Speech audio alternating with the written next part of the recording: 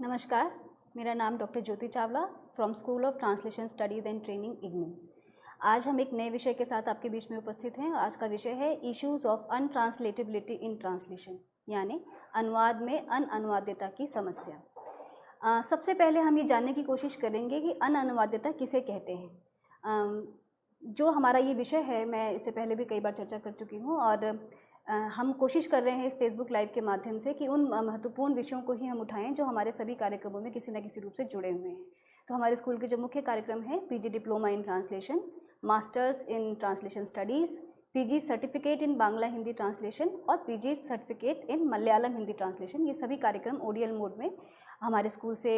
Offer किए जाते हैं। और उन सभी का एक ज़रूरी हिस्से के रूप में अनअनुवादिता की जो समस्या है, जो अक्सर अनुवादकों को झेलनी होती है या झेलते हैं, उस पर आज हम चर्चा करेंगे। तो सबसे पहले हम जानने की कोशिश करेंगे कि अनअनुवादिता क्या है।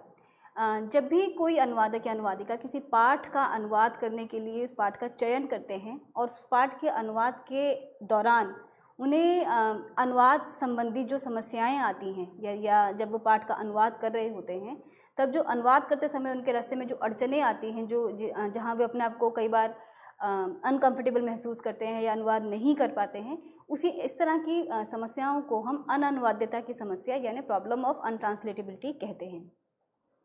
ये अनट्रांसलेटेबिलिटी किन किन स्तरों पर होती है, सबसे पहले हम इसका जिक्र करें और उसके बाद फिर हम इसमें विस्तार से अध्ययन करेंगे और इस पर बात करेंगे। जेसी कैटफर्ड, जो एक महत्वपूर्ण अनुवादक, अनुवाद चिंतक और भाषा वैज्ञानिक अनुवाद चिंतक हैं, वे अनअनुवाद्यता को दो स्तरों पर बांटते हैं, भाषाई अनअनुवाद्यता और सांस्कृतिक अनअनुवाद्यता, यानी लिंग्विस्टिक अनट्रांसलेटेबिलिटी एंड कल्चरल अनट्रांसलेटेबिलिटी। तो लिंग्विस्टिक और कल्चरल अनट्रांसलेटेबिलिटी की जो ये समस्या है, जब हम किसी पाठ के अनुवाद के दौरान महसूस करते हैं, इसे कैटफर्ड दो अलग अलग कैटेगरीज में बांट कर देखते हैं और मानते हैं कि दोनों ही तरह की समस्याएं अनुवादकों के सामने अक्सर आती हैं और उनसे उन्हें जूझना होता है या उसके बीच से एक रास्ता निकालना होता है, जिससे वे एक बेहतर अनुवाद एक लक्ष्य पाठ के सामने या लक्ष्य समाज संस्कृति के सामने रख सकें। भाषाई अनअनुवाद्यता क्या है? भाषाई अनअनुवाद्यता, या जिसे हम अंग्रेजी में अनट्रांसलेटेबिलिटी कहते हैं, जब किसी अनुवादिका या अनुवादक को पाठ के अनुवाद के दौरान भाषाई समस्याएं आएँ, यानी जब उन्हें अपनी भाषा में या जिस भाषा से वे अनुवाद कर रहे हैं और जिस भाषा में वे अनुवाद कर रहे हैं, यानी लक्ष्य भाषा में, उस भाषा में जब उन्हें समतुल्य ना मिले या समान पर्याय ना मिले, तब इस तरह की समस्या को हम भाषाई समस्याएं कहते हैं। या वाक्यगत जटिलताएं हैं, उसको लेकर जो यदि कोई समस्या है तो वे भाषाई समस्याओं के अंतर्गत आती हैं। दूसरी समस्या जिसकी ओर कैटफर्ड संकेत करते हैं वह है सांस्कृतिक अनट्रांसलेटेबिलिटी, यानी कि कल्चरल अनट्रांसलेटेबिलिटी, यानी जब समस्याएं भाषाई होने के साथ साथ सांस्कृतिक दिक्कतें भी पैदा करें। ऐसी सांस्कृतिक समस्याएं कब आती हैं? हम अक्सर बात करते हैं इस मुद्दे पर कि ट्रांसलेशन के लिए दो भाषाओं के साथ साथ दो संस्कृतियों का ज्ञान होना भी महत्वपूर्ण है, बहुत आवश्यक है। केवल दो भाषाओं के ज्ञान से हम किसी पाठ का हो सकता है अनुवाद तो कर दें, लेकिन अगर हमें सांस्कृतिक रुचि नहीं है दोनों भाषाओं में या सांस्कृतिक ज्ञान हमारा अधूरा है, तो शायद एक बेहतर अनुवाद नहीं हो पाएगा। तो एक बेहतर अनुवाद के लिए दो भाषाओं के साथ दो संस्कृतियों का ज्ञान भी होना ज़रूरी है। इन्हीं दोनों समस्याओं की ओर कैटफर्ड अपने अनुवाद चिंतन में संकेत करते हैं। और वो सांस्कृतिक अनअनुवाद्यता की जब बात करते हैं, तो वे समस्याएं जो सांस्कृतिक स्तर पर हमारे सामने आती हैं, ये सांस्कृतिक समस्याएं या कल्चरल अनट्रांसलेटेबिलिटी या प्रॉब्लम्स ऑफ कल्चरल ट्रांसलेशन, ये क्या है? ये समस्याएं तब आती हैं, कल्चरल ट्रांसलेशन की समस्या तब आती है जब मूल भाषा के पाठ में प्रयुक्त सांस्कृतिक प्रयोग, सांस्कृतिक शब्दावली या सांस्कृतिक जो उनके अनुभव हैं, सेम या उससे मिलते जुलते अनुभव जब हमें लक्ष्य भाषा या लक्ष्य पाठ संस्कृति में नहीं मिलते, तब अनुवादिका या अनुवादक के सामने इस तरह की समस्याएं आती हैं कि वे मूल भाषा में मिलने वाले शब्दों या अवधारणाओं या प्रयोगों को किस प्रकार लक्ष्य भाषा संस्कृति या लक्ष्य पाठ संस्कृति में अनुवाद करें। तो ये जो समस्या है, ये अक्सर भाषाई समस्या से ज़्यादा बड़ी हो जाती है, क्योंकि यहाँ हमारी सहायता करने के लिए केवल शब्दकोश से काम नहीं चलता। हमें ऐसे समस्याओं के निवारण के लिए सबसे पहले उन कल्चरल कॉन्टेक्स्ट को, उन कल्चरल प्रॉब्लम्स, इश्यूज़ को भी समझना बहुत इम्पॉर्टेंट होता है कि पहले ये समझा जाए कि जिस सांस्कृतिक शब्द का चाहे वे रिश्ते नाते के शब्द हों, चाहे वे आचार व्यवहार के शब्द हों, चाहे उनके जीवन शैली के शब्द हों, या विभिन्न अनुभवों के शब्द, या उनके सांस्कृतिक, सामाजिक या धार्मिक प्रयुक्तियाँ हों, उनका मतलब क्या है, उनका मतलब जानने के लिए हमें इंसाइक्लोपीडिया, जिसे हम विश्वकोश कहते हैं हिंदी में, थिसॉरस या इस तरह का व्यापक अर्थ है जिसका पूरी अवधारणा जिससे हमें समझ में आए, हमें उन कोशों की सहायता लेनी पड़ती है और हम उस अर्थ की प्राप्ति तक पहुंच पाते हैं। अर्थ मिल जाने के बावजूद, अर्थ समझ जाने के बावजूद भी क्योंकि लक्ष्य पाठ संस्कृति में उसका कोई समतुल्य उपलब्ध नहीं है, जैसा कि नायडा कहते हैं कि हमें डायनेमिक इक्विवेलेंस की तलाश करनी चाहिए। यदि वह समतुल्य हमें नहीं मिलता है तब अनुवादिका या अनुवादक के सामने ये अक्सर समस्या आती है कि किस तरीके से ऐसे पाठ का अनुवाद किया जाए। तो इसके अलग अलग टूल्स, अलग अलग तरीके विभिन्न समयों पर अनुवादकों ने इस्तेमाल किए हैं, लेकिन सबसे पहले हम ये जानेंगे कि जो भाषा होती है, क्या वह केवल भाषा होती है या उसकी जो बुनावट है या उसकी जो पूरी निर्मिति है, उस निर्मिति में उस पर्टिकुलर समाज या संस्कृति या उस परिवेश की कोई भूमिका होती है। मोना बेकर का Routledge encyclopedia of translation studies में जो भाषा की परिभाषा दी गई है, पहले मैं उन 2 पंक्तियों को पढ़ूंगी और फिर उस पर हम डिटेल से बात करेंगे कि लैंग्वेज का मतलब क्या है और किस तरीके से भाषा की निर्मिति होती है, भाषा की विभिन्न स्तर होते हैं। Language is typically seen as comprising 2 layers, a surface and a deep structure. Ideas and meanings are generated at the deeper layer and can be represented by a variety of surface linguistic structures. यानी जो इस encyclopedia में भाषा के संदर्भ में कहा गया है वो ये है कि भाषा के 2 स्तर होते हैं, एक उसका डीप स्ट्रक्चर और एक होता है उसका सरफेस स्ट्रक्चर, यानी एक उसकी बाहरी सतह और एक उसकी आंतरिक सतह। तो जो भाषा है या जिस चीज़ को हम शब्दों के माध्यम से अभिव्यक्त करते हैं, वे शब्द या वे बुनावटें या वे अर्थ छवियाँ या वे सांस्कृतिक परिवेश हमारी भाषा की निचली सतह पर होता है और उसी को अभिव्यक्त करने का काम उसकी ऊपरी सतह यानी कि उसका जो बाहरी स्ट्रक्चर जिसे हम लिंग्विस्टिक स्ट्रक्चर कहते हैं वो उसे एक्सप्रेस करता है। तो कोई भी भाषा अपने समाज, संस्कृति और परिवेश में उसकी जड़ों में गहरे समाई होती है या उसकी पूरी बुनावट में उसकी सांस्कृतिक और सामाजिक परिवेश की बहुत बड़ी भूमिका होती है। तो इस तरीके से हमने जाना कि जब कोई पाठ सांस्कृतिक समस्याओं से लेस होता है या इस तरह की सांस्कृतिक समस्याएं आती हैं, उसका कारण क्या है। तो उसका कारण हमने समझा ये कि कोई भी भाषा आइसोलेटेड या कहा जाए कि वैक्यूम में नहीं बनती है। वो उसके निर्मिति की जो पूरी प्रक्रिया है वो उसके समाज, संस्कृति, उसकी परंपराओं, उनकी आस्थाओं, धर्म, इतिहास, जो एक लंबी परंपरा जिससे कि जो उस भाषा के विकास की प्रक्रिया के तहत उसके साथ जुड़ते चले जाते हैं, उन सब की अपनी भूमिका होती है और उसी के माध्यम से हमारी भाषा की निर्मिति होती है। आप अपनी भाषा के संदर्भ में से समझ सकते हैं कि हमारी भाषाओं में जो मुहावरे, जो लोकोक्तियाँ, जो प्रयुक्तियाँ, जो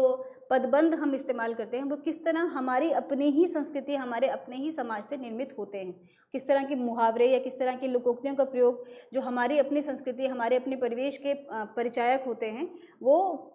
केवल शब्द या शब्दों का क्रम मात्र नहीं है, वे पूरी भाषाई निर्मिति की प्रक्रिया के अंतर्गत वो गहरे बुने हुए हैं। तो इस तरीके से एक सांस्कृतिक जो समस्याएं अनुवादक के सामने आती हैं उनसे वो कैसे जूझते हैं। अब ये जो समस्या है कि जो अनट्रांसलेटेबिलिटी का इशू है, ये वास्तव में इसे कैसे देखा जाए, इसे किस तरीके से डील किया जाए और अलग अलग समय में अलग अलग मतलब जो लिंग्विस्टिक्स जो स्टडीज़ हुई हैं या जो भाषा वैज्ञानिक अध्ययन हुए हैं उसमें इस पर अलग अलग तरीके से चर्चा हुई है। जो अनुवाद के संदर्भ में कहें या भाषा विज्ञान के संदर्भ में कहें तो भाषा का विज्ञान का जो संरचनावादी ढांचा है, यानी जिसे हम स्ट्रक्चरलिस्ट अप्रोच कहते हैं भाषा की, वो भाषा को एक अलग स्तर से देखते हैं, एक अलग तरीके से देखते हैं। और जो पोस्ट स्ट्रक्चरलिस्ट अप्रोच है भाषा की, जिसे हम उत्तर संरचनावादी अप्रोच कहते हैं भाषा की, वो भाषा को बिल्कुल अलग तरीके से देखते हैं। और इस तरह से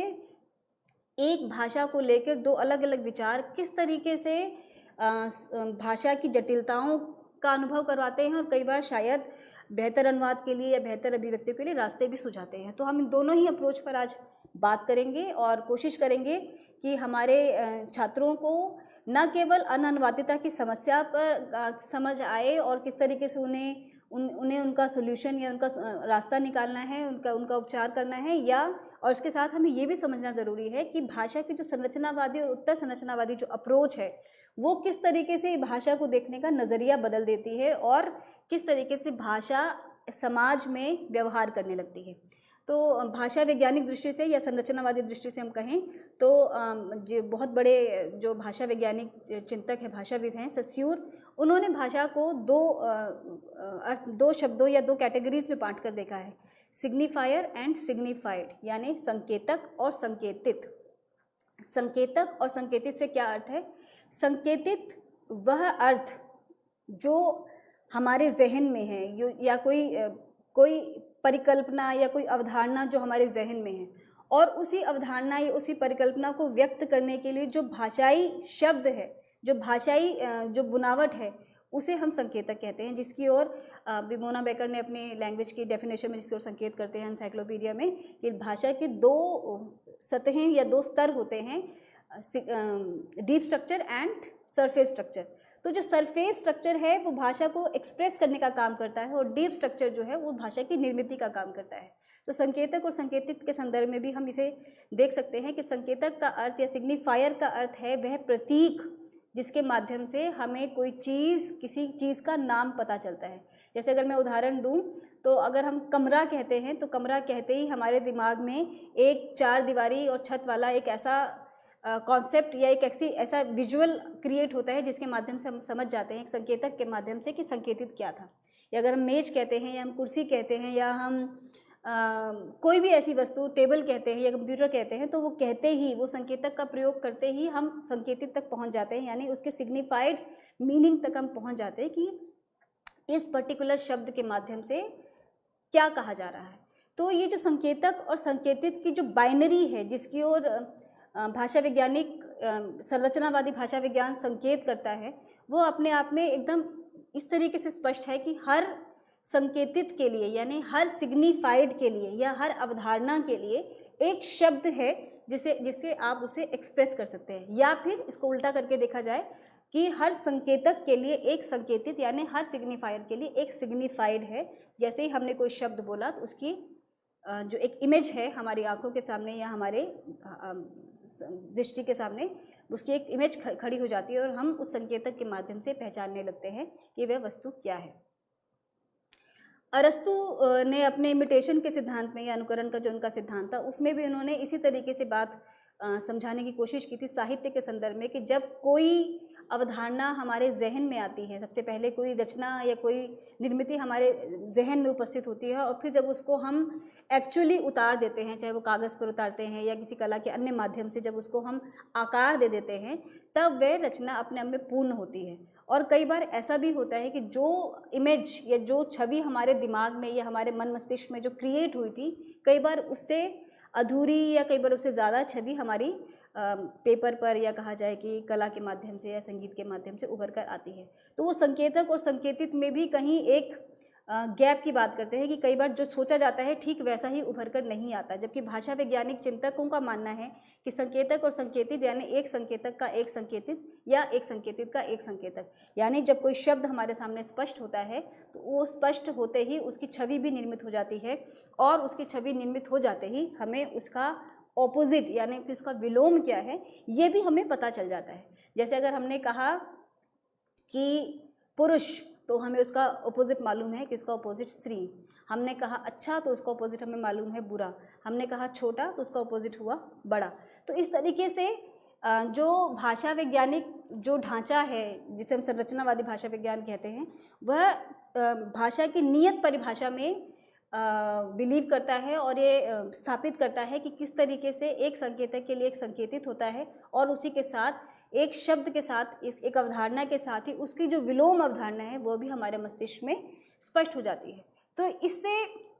जो एक अच्छी बात ये होती है कि हमारे सामने भाषा का जो पूरा दृष्टिकोण है वो एकदम स्पष्ट हो जाता है, और हमारे सामने एक पिक्चर क्लियर हो जाती है कि हमें ये शब्द है और उसका ये अर्थ है और इस तरीके से हमें उसका अनुवाद करना है या इसका समतुल्य ढूंढना है, इस पर विस्तार से चर्चा करनी है। पर ये जो भाषा विज्ञान का जो एक ढांचा है और जिसके माध्यम से मैंने कहा कि एक संकेतक और एक संकेतित के माध्यम से संरचनावादी अवधारणा किस तरीके से काम करती है, इसकी अपनी एक सीमा ये है कि ये सिर्फ लिखित भाषा, जिसे हम रिटन लैंग्वेज कहते हैं, रिटन लैंग्वेज तक ही अपना इस पूरी चिंतन का विस्तार है। यानी जो लिखित में उपलब्ध है वही साहित्य है, उसी की अवधारणा खींचती है। इसी स्थिति में ये होता है कि जब आप के सामने अपना संकेतक क्लियर होता है तो आप उसके संकेतित अर्थ तक भी, या संकेतित अर्थ आपके पास क्लियर होता है तो आप उसके संकेतक यानी उसके सिग्निफायर की भी पहचान कर लेते हैं। जो हमारे शब्दकोशों का निर्माण होता है उसका आधार भी यही होता है। तो इस तरीके से ये हुआ भाषा का संरचनावादी ढांचा और किस तरीके से वहाँ भाषा काम करती है। लेकिन जब हम ख़ास तौर पर अनुवाद की बात करते हैं और जो अनअनुवादिता की जो समस्या अनुवादकों को अक्सर परेशान करती है, उसे अगर हम एक क्रम में समझें तो साहित्य और संस्कृति, खासतौर पर सांस्कृतिक अध्ययन का विकास और साहित्य में या साहित्य चिंतन में या इतिहास में उत्तर आधुनिक अवधारणाओं का विकास साथ साथ होता है। और उसी का प्रभाव हम देखते हैं कि उत्तर संरचनावादी जो अवधारणा है भाषा की, वे भाषा को बिल्कुल अलग तरीके से परिभाषित करने की कोशिश करती है। वह किस तरह? अगर हम उत्तर संरचनावादी दृष्टि से अगर हम भाषा की बात करें तो उत्तर संरचनावादी दृष्टि अनुवाद के संदर्भ में या भाषा के संदर्भ में भाषा के लिखित रूप से आगे की बात करती है। केवल लिखित भाषा या जो उपलब्ध हमारे पास जो स्रोत हैं वहीं तक उसका ज्ञान या उसका विस्तार सीमित नहीं है। जॉक देरिदा जो पोस्ट स्ट्रक्चरलिस्ट भाषा वैज्ञानिक या अनुवाद चिंतक हैं, या कहा जाए कि पोस्ट कॉलोनियलिस्ट चिंतक हैं, उनके यहाँ उत्तर संरचनावादी अवधारणा के हिसाब से वे भाषा में संकेतक और संकेतित की बाइनरी को पूरी तरह से रिजेक्ट करते हैं। और वो रिजेक्ट करते हुए ये मानते हैं कि भाषा जो या साहित्य जो उपलब्ध है, जो सिर्फ लिखा हुआ है वही तक सीमित नहीं है, यानी वह सब भी साहित्य है जो लिखित रूप में हमारे सामने उपस्थित नहीं है। क्योंकि भाषा की जो मानकीकरण की पूरी प्रक्रिया है वह पूरी तरह से उसी प्रक्रिया पर चलती है जिसकी ओर ससीव संकेत करते हैं, यानी जो लिखित रूप में हमारे सामने उपलब्ध है या उपस्थित है उसी के आधार पर भाषा की मानकीकरण की प्रक्रिया भी चलती है। और हम सभी जानते हैं कि हमारे शब्दकोशों में जो शब्द भंडार है वे वही शब्द है या उन्हीं शब्दों का संचयन हो पाता है जिसको हम या विभिन्न कोशकारों ने अपने अपने समय में अपने अपने अध्ययन के आधार पर या अपने जो पूरी मंडल के आधार पर जिन शब्दों का चयन वे कर पाया, जिन शब्दों तक वे पहुंच पाए, उन शब्दों को वहाँ शामिल किया। लेकिन जो सभ्यता का विस्तार होता है, और ख़ासतौर पर अगर मैं भारत के संदर्भ में कहूँ तो भारत में जब सांस्कृतिक अध्ययन की शुरुआत होती है और उसके साथ ही अस्मितावादी चिंतन की जब शुरुआत होती है तो अस्मितावादी चिंतन की शुरुआत होते ही साहित्य में बहुत सारी नई विधाओं की भी शुरुआत होती है। वे नई विधाएं कौन कौन सी हैं? जैसे जेंडर का अनुवाद, जैसे दलित साहित्य का अनुवाद, जैसे आदिवासी साहित्य का अनुवाद, जैसे अल्पसंख्यक साहित्य का अनुवाद, या इस तरीके से वे समुदाय जो अभी तक कहा जाए कि मूल स्वर जिनका नहीं था। तो इस तरीके से जब विभिन्न दृष्टिकोणों से साहित्य का भंडार विस्तृत होता चलता है तब ऐसे में अनानुवादिता की समस्या और जटिल हो जाती है, क्योंकि हमारे सामने जो शब्दों का कॉर्पस है, हमारे सामने भाषा का जो खजाना है, वो अपने आप में उन अवधारणाओं को जो धीरे धीरे नए तरीके से जुड़ रही हैं, जो नए नए शब्द, नए नए अनुभव, नए नए अनुभूतियों के साथ आ रही हैं हमारे सामने, उनके शब्दों का अर्थ या उनके शब्दों के पर्याय हमारे सामने उपस्थित नहीं है। यूजीन नायडा ने अपनी पुस्तक towards the science of translating में अनुवाद की समस्याओं पर विचार करते हुए बहुत ही एक कहा जाए कि एक ऐसा मार्ग तलाश करने की कोशिश की जिसके माध्यम से अनुवाद कार्य न केवल अनुवाद को महत्व मिला बल्कि अनुवाद की जो एक रीच थी वो भी बड़ी हुई और अनुवाद थोड़ा सा कह सकते हैं कि ज़्यादा बेहतर तरीके से किया जाने लगा। उन्होंने अनुवाद में formal equivalence and dynamic equivalence की बात की है, जिसमें डायनेमिक इक्विवेलेंस साहित्य के संदर्भ में वे कहते हैं कि डायनेमिक इक्विवेलेंस में यानी जो हम निकटतम समतुल्य लाकर किसी पाठ का अनुवाद करें। यानी यदि हमारे सामने कोई अंग्रेज़ी पाठ है और उसका हम हिंदी में अनुवाद करना चाहते हैं, या हमारे सामने हिंदी पाठ है और उसका हम किसी विदेशी भाषा में अनुवाद करना चाहते हैं, तो हमारे जो अपने शब्द हैं, जो हमारी अपनी अनुभूतियों या हमारे जीवन अनुभवों से या हमारे रोज़मर्रा की ज़िंदगी, हमारी परंपराओं, आस्थाओं, संस्कृतियों या वेशभूषा, रहन सहन या जो हमारा परिवेश है, उससे उभरे हुए जो शब्द हैं, उन शब्दों का निकटतम समतुल्य लक्ष्य भाषा में खोज निकालकर उसका अनुवाद करना। तो निकटतम समतुल्य मतलब कि यदि निकटतम समतुल्य का अर्थ होता है डायनेमिक इक्विवेलेंट, यानी जब आपको जिस भाषा में आपको अनुवाद करना है, यानी लक्ष्य भाषा में जब आपको अनुवाद करना है और आपको उसका समान शब्द या पर्याय नहीं मिलता है, तो ऐसी स्थिति में नायडा निकटतम समतुल्य की बात करते हैं और कहते हैं कि उस भाषा में इस संदर्भ से रिलेटेड या इसके नज़दीक मैक्सिमम जितना क्लोजेस्ट इक्विवेलेंट मिलता है अगर, तो उसके माध्यम से उसका अनुवाद किया जा सकता है। और हमने बहुत सारे अनुवादों में या इस तरीके से हम जानते हैं कि रोटी का अनुवाद ब्रेड के रूप में, या दाल का अनुवाद सूप के रूप में, या इस तरीके से बहुत सारे शब्द जो पूरी तरह से हमारे समाज या हमारी संस्कृति के शब्द थे, उनका निकटतम समतुल्य अंग्रेज़ी में ढूंढते हुए उनके अनुवाद हुए हैं। और हमने अपनी अनुवाद की प्रक्रिया में जब बचपन में हम भी पढ़ते थे तो हम भी अनुवाद करते समय रोटी का अनुवाद ब्रेड किया करते थे।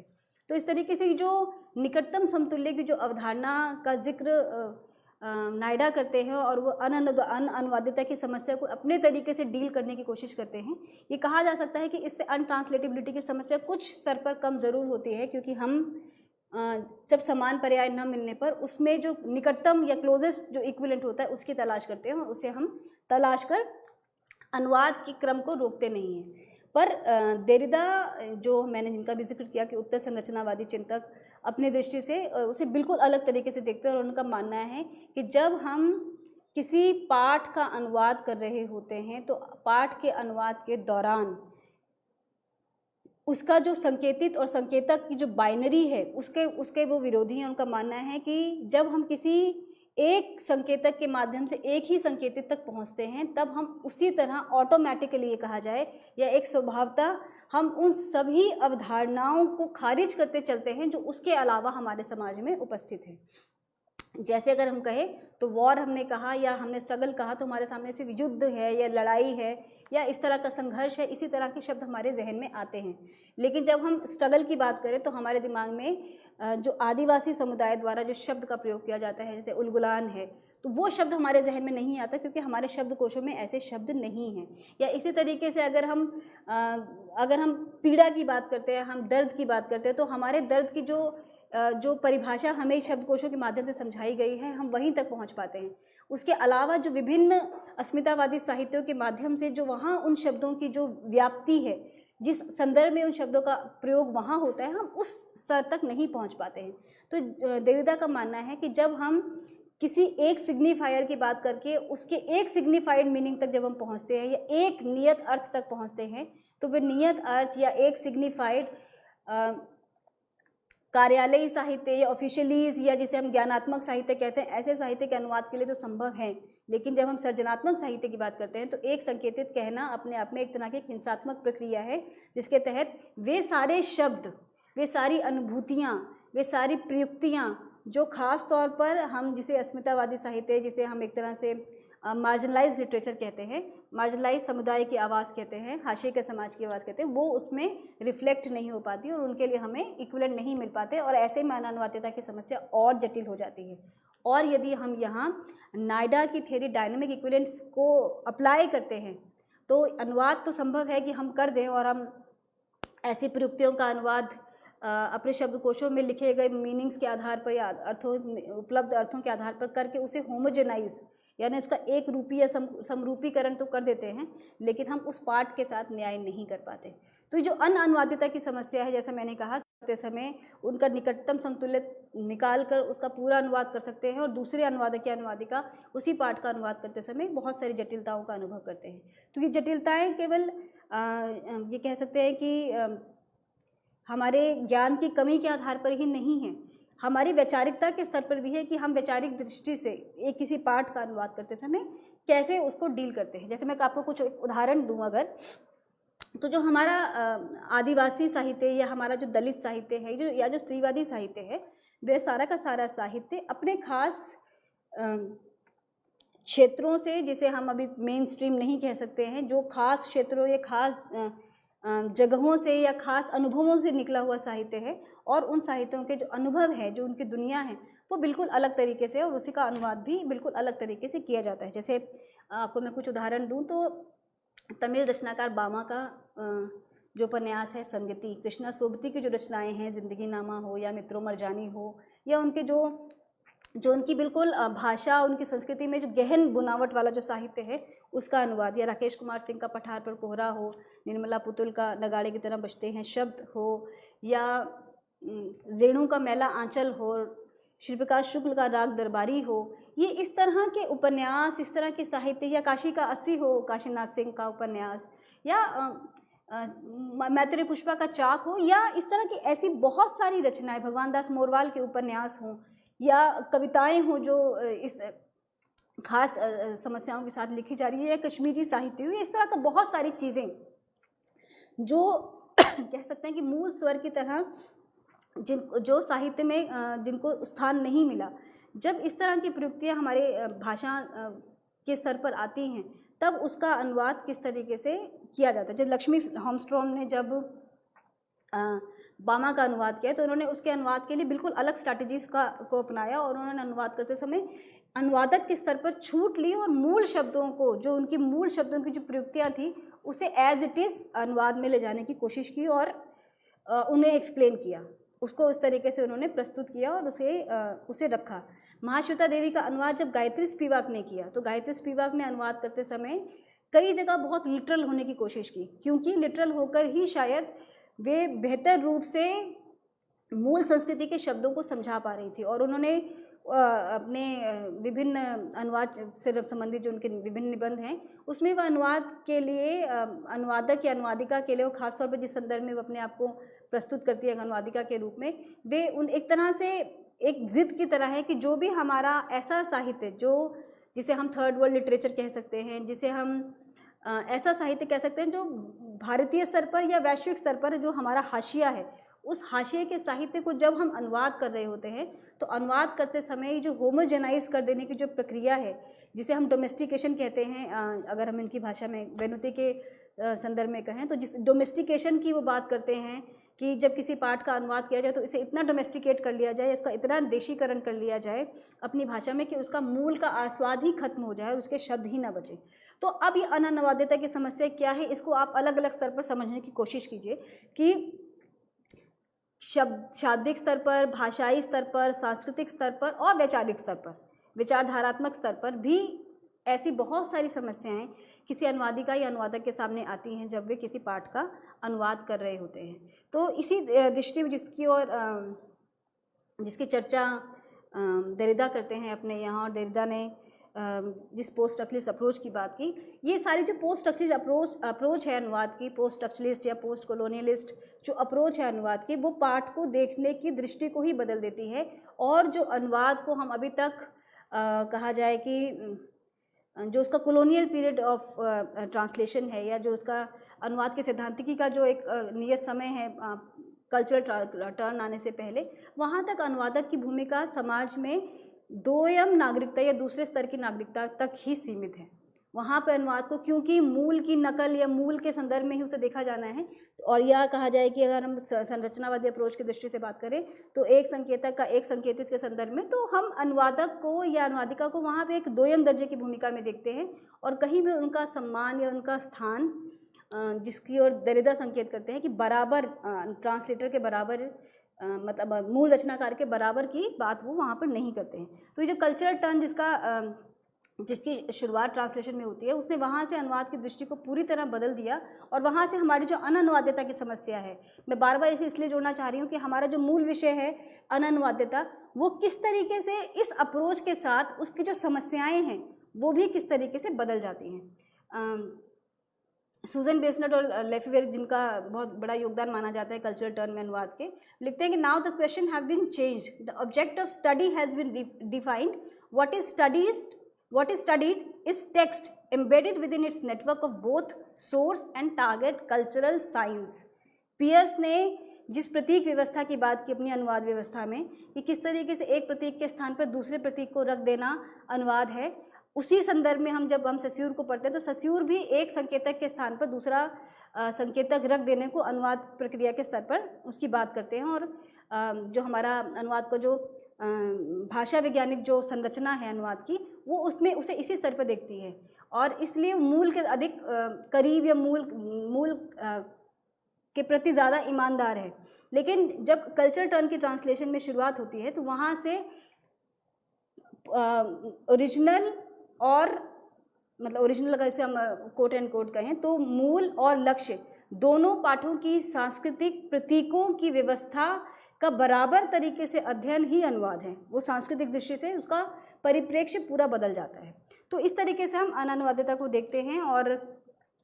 किस तरीके से उसके जो आयाम हैं अनुवाद की प्रक्रिया के दौरान बदल जाते हैं, किस तरह वो दृष्टिकोण पूरा बदलता है और ये समस्याएं किन किन स्तरों पर आती हैं। अब हम अगर हम ब्यौरेवार उस पर बात करें तो हम देखते हैं कि अनानुवादिता के विभिन्न स्तर हैं। जो अगर पहले स्तर पर कहें तो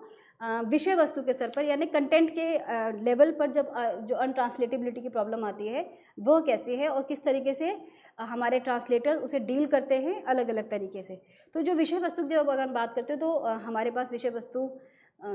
क्रिएटिव एंड नॉन क्रिएटिव यानी कि हम सृजनात्मक और गैर सृजनात्मक साहित्य दोनों तरह के विषय अनुवादकों के सामने होते हैं जब वे अनुवाद कर रहे होते हैं। तो अब उन्हें ये तय करना होता है कि उस अनुवाद की रणनीति पाठ के अनुसार कैसे बदलेगी, ये अनुवादक की समझ पर निर्भर करता है। जिस तरह अगर हम कहें कि गैर सृजनात्मक साहित्य का जो अनुवाद किया जाता है और इसको अगर हम नाइडा की थ्योरी फॉर्मल इक्विवेलेंस से देखें तो वहाँ पर उस फॉर्मल इक्विवेलेंस यानी कि जो तय मीनिंग जिसे हम जिसकी ओर से भी संकेत करते हैं कि एक संकेतक का एक संकेतित या एक संकेतित के लिए एक संकेतक, उसी संदर्भ में हम देखते हैं कि जब हम ज्ञानात्मक साहित्य का खासतौर पे विधि साहित्य का, कार्यालयी साहित्य का या बैंकिंग लिटरेचर का जब हम अनुवाद कर रहे होते हैं तो हम अनुवाद करते समय अनुवादक या अनुवादिका को वहाँ पर बहुत छूट की संभावना नहीं होती। वहाँ जो तय मीनिंग जो तय शब्द उनको दिए जाते हैं उन्हीं तय शब्दों के आधार पर अनुवाद किया जाता है। इस तरह के अनुवाद में जो समस्याएं अक्सर आती हैं कि कई बार जैसा हमने कहा कि जो प्रतीक हमारी स्रोत भाषा में उपलब्ध हैं और उसका इक्विवेलेंट जब लक्ष्य भाषा में उपस्थित नहीं होता तब अनुवादक क्या स्ट्रैटेजी लगाते हैं। तो जो था कि अगर हम इसे हम सृजनात्मक साहित्य के संदर्भ में कहें तो निकटतम समतुल्य या फिर हम उसे थ्योरी ऑफ रिटेंशन से हम इसे डील कर सकते हैं। लेकिन जब हम गैर सृजनात्मक साहित्य की बात कर रहे हैं तो वहाँ पर ऐसे समस्याएं अक्सर आती हैं क्योंकि सांस्कृतिक, सामाजिक और साहित्यिक तो एक अलग स्तर हुआ, लेकिन जब हम वैज्ञानिक या तकनीकी स्तर पर विकास की बात करते हैं तो बहुत सारी ऐसी चीज़ें या बहुत सारे ऐसे कॉन्सेप्ट या बहुत सारी ऐसी अवधारणाएं ऐसी हैं या व्यवस्थाएं ऐसी हैं जिसका उद्भव हमारे भारतीय समाज में नहीं हुआ। तब ऐसे संदर्भ में अनुवादक या अनुवादिका के पास वही दो स्ट्रैटेजी की, या तो उसका निकटतम समतुल्य ढूंढकर या उसका जितना हो सके अच्छा पर्याय ढूंढकर या नया शब्द कॉइन करके उसका अनुवाद किया जाए, या फिर उन मूल शब्दों को एज इट इज़ लिप्यंतरण करके हम उन शब्दों का प्रयोग कर लें। जैसे बहुत सारे शब्द हमारे जहन में आ सकते हैं, कंप्यूटर है, टेक्नोलॉजी है, या ऐसे बहुत सारे शब्द हैं। टेक्नोलॉजी के लिए हम प्रौद्योगिकी यूज़ करते हैं, लेकिन हम अक्सर इन शब्दों का प्रयोग इसी तरीके से करते हैं, कंप्यूटर के लिए, माउस के लिए, या ऐसे बहुत सारे प्रयुक्तियाँ आपके दिमाग में, मशीनों के विभिन्न जो नाम होते हैं, दवाइयों के नाम, या ऐसे बहुत सारे शब्द जिनका हम एज इट इज़ अनुवाद कर लेते हैं। पर जब हम क्रिएटिव साहित्य के संदर्भ में जब हम बात करते हैं तो विषय वस्तु के स्तर पर अनुवादिका या अनुवादक की जो राजनीति होती है या जो उसकी रणनीति होती है, अनुवाद की जो स्ट्रैटेजी होती है वो किस तरीके से बदलती है। जैसे मैंने अभी कुछ रचनाओं का नाम लिया जिसमें मैंने ख़ास तौर पर अस्मितावादी साहित्य का जिक्र किया, और मेरे जहन में रेणु का एक पंक्ति गूंज रही है जो उनका उपन्यास है मैला आंचल, जिसमें वो एक दृश्य है और दृश्य में वो बोलता हुआ पात्र निकलता है, 4 आना लबड़ी ताड़ी रोक साला मोटर गाड़ी। तो जब इस तरह के संदर्भ, इस तरह की प्रयुक्तियाँ या गीत या ऐसे शब्द जो प्योरली किसी खास संस्कृति में गहरे एम्बेडेड होते हैं, गहरे बुने हुए होते हैं, तब ऐसे साहित्य के अनुवाद में अनुवादिका या अनुवादक के सामने जटिल समस्या होती है कि अब इस तरह का जब अनुवाद कर रहे हैं तो उसे अनुवाद कैसे करें। कई बार भाषा ही इतनी जटिल होती है कि उनके समतुल्य या इक्विवेलेंट ढूंढना दिक्कत होता है। कई बार इस तरह की प्रयुक्तियाँ ऐसी होती हैं जो चाहने पर भी जिसका समतुल्य हमें नहीं मिल सकता, क्योंकि जिस पंक्तियों का मैंने भी जिक्र किया वे खास तौर पर पूर्णिया जिले के रहने वाले खास तबके के लोगों द्वारा, उसमें भी किस तरह से बेरोजगारी के हिसाब से वो विभिन्न जो परिस्थितियां जो उसके अंदर बुनी गई हैं उस उपन्यास के अंदर, किस तरीके से उन शब्दों का प्रयोग है और किस तरह से एक तरह का अभिव्यक्ति है उस पात्र की। तो जब इस तरह की अभिव्यक्तियाँ किसी अनुवादिका या अनुवादक के सामने आती हैं तो अनुवादक या अनुवादिका किस तरीके से उसे डील करते हैं या उसका समाधान ढूंढने की कोशिश करते हैं। ये हुआ विषय वस्तु के स्तर पर। और उसी तरह जैसे मैंने कहा कि मान लीजिए कोई साहित्य है जो खासतौर पर स्त्रीवादी साहित्य, जिसकी ओर जेंडर एंड ट्रांसलेशन में शेरी साइमन विस्तार से बात करते हैं कि अनुवाद में आए कल्चरल टर्न से ने जेंडर एंड ट्रांसलेशन के पर्सपेक्टिव से अनुवाद में बहुत कुछ नया जोड़ा, क्योंकि जब हम इस तरह के अस्मितावादी साहित्य और ख़ासतौर पे जिस तरह शेरी साइमन इसका जिक्र कर रही है जेंडर के कॉन्टेक्स्ट में जब वे बात करती हैं, तो हम किसी पाठ का अनुवाद करते समय ये ध्यान रखना बहुत ज़रूरी है कि आपकी जो निष्ठा है, जो फाइडेलिटी ऑफ ट्रांसलेटर है, वो कहाँ होगी। और हम अक्सर बात करते आए हैं इस पर कि जो इशू ऑफ फाइडेलिटी है, यानी निष्ठा का जो समस्या है या निष्ठा का जो बिंदु है, वो अलग अलग समय पर बदलता रहा है। पश्चिम के संदर्भ में देखें तो लंबे समय तक मूल के प्रति आस्था या मूल पाठ के प्रति आस्था को लेकर एक पूरा दृष्टिकोण रहा और बाइबल के ट्रांसलेशन को लेकर इस पर लंबी चर्चा रही। फिर जब औपनिवेशिक युग आया तो ये जो पैरामीटर था या जो एक तरह से उनका तरीका था, मानदंड था अनुवाद का कि मूल के प्रति निष्ठा, वो निष्ठा पूरी तरह से बदलकर डोमिनेंट के प्रति बढ़ जाती है। यानी जो प्रभुत्वशाली शक्ति है, ये प्रभुत्वशाली जो संस्कृति है, जिसका अपना वर्चस्वशाली जो संस्कृति है, उसकी तरफ ये इसका जो वज़न है वो बढ़ जाता है। जब हम जेंडर एंड ट्रांसलेशन के कॉन्टेक्स्ट में बात करते हैं, पाठ के संदर्भ में जब हम बात करते हैं, जहाँ पाठ मूलतः अनुवाद की मूल इकाई के रूप में स्थापित होता है, जिसकी ओर देरिदा भी संकेत करते हैं कि किसी भी पाठ का कोई एक अर्थ, नियत अर्थ नहीं हो सकता। एक ही पाठ जब विभिन्न समाजों में जाता है, विभिन्न संस्कृतियों के लोगों द्वारा या विभिन्न विचारधारा के लोगों द्वारा जब वो पढ़ा जाता है, तब उसी पाठ के मल्टीपल अर्थ भी हो सकते हैं। और इसी की ओर वो संकेत करते हैं कि किस तरीके से जब हम देरिदा के संदर्भ में बात करते हैं तो किस तरह वो कहते हैं कि एंड ऑफ हिस्ट्री या एंड ऑफ ट्रुथ, कोई एक तय अर्थ नहीं है, उसके अर्थ बदलते हैं। जैसे वो सस्यूर की अवधारणा है जो संकेतों को संकेत, उसके संदर्भ में उस पर उसका एक तरह से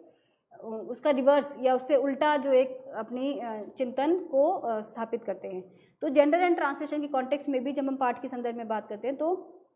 जो ये निष्ठा का जो प्रश्न है, निष्ठा का जो बिंदु है, वो ना मूल के प्रति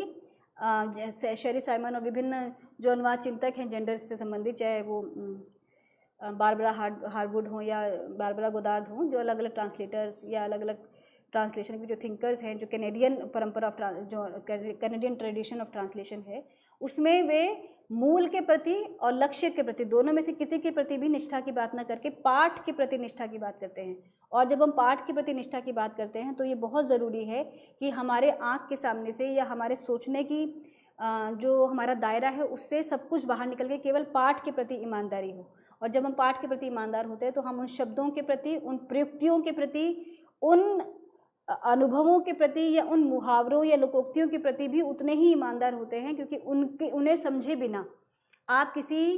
पर्टिकुलर समाज या संस्कृति के बुनावट या उसकी जो विभिन्न सतहें हैं उस तक आप नहीं पहुंच पाते। तो इस तरीके से जेंडर एंड ट्रांसलेशन में इसे इस तरीके से देखा जाता है। और हम जब जेंडर एंड ट्रांसलेशन की बात कर रहे हैं तो इसे हम एक तरह से पूरे सबाल्टर्न पर भी अप्लाई करके देख सकते हैं कि जो पूरा एक जो हाशिए के साहित्य, जैसे हम मार्जिनलाइज लिटरेचर या मार्जिनलाइज साहित्य कहते हैं, उस सभी में जो अप्रोच है ट्रांसलेशन की वो किस तरीके से बदल जाती है।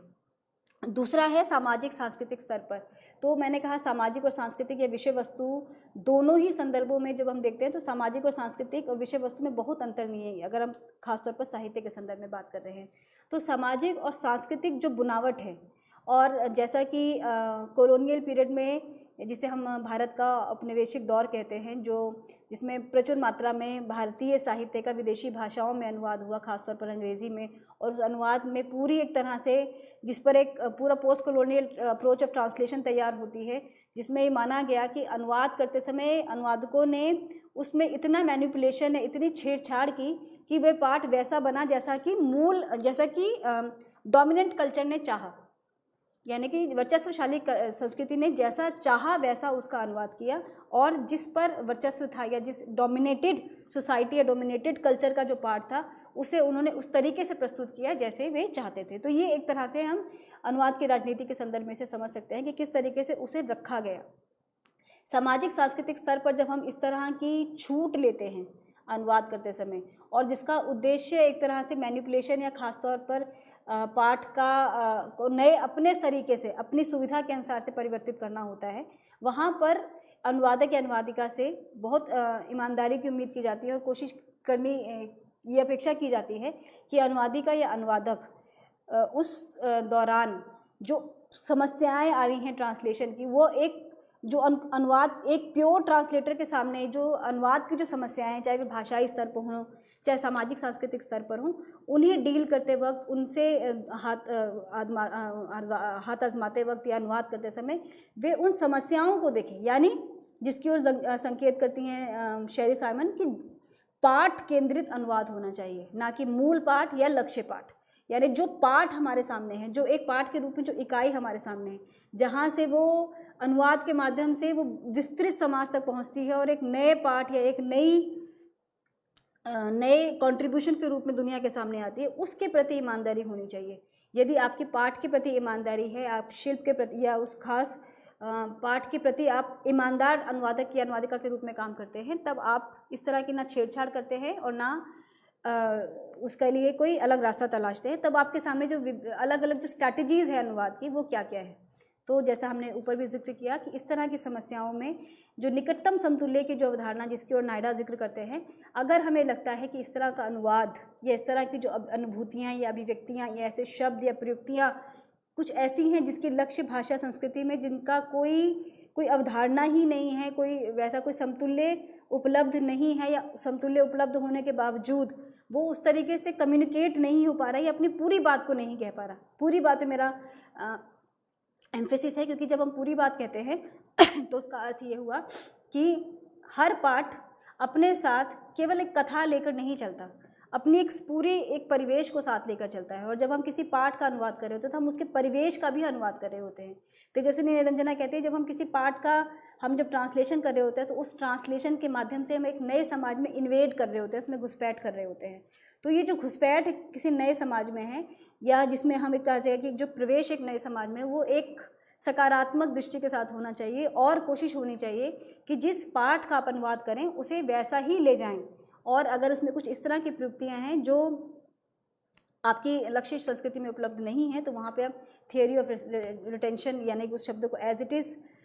ले जाकर उन्हें आप नीचे अलग अलग माध्यमों से, फुटनोट के माध्यम से या समरी के माध्यम से एक्सप्लेन करके आप उनका अर्थ समझा सकते हैं। इसका विरोध एक तरह से कहा जाए, अच्छे अनुवाद के लिए इसे बेहतर स्ट्रैटेजी नहीं माना जाता है। जब हम एक अच्छे अनुवाद की जब हम चर्चा करते हैं तो अच्छे अनुवाद में इसे एक बहुत अच्छी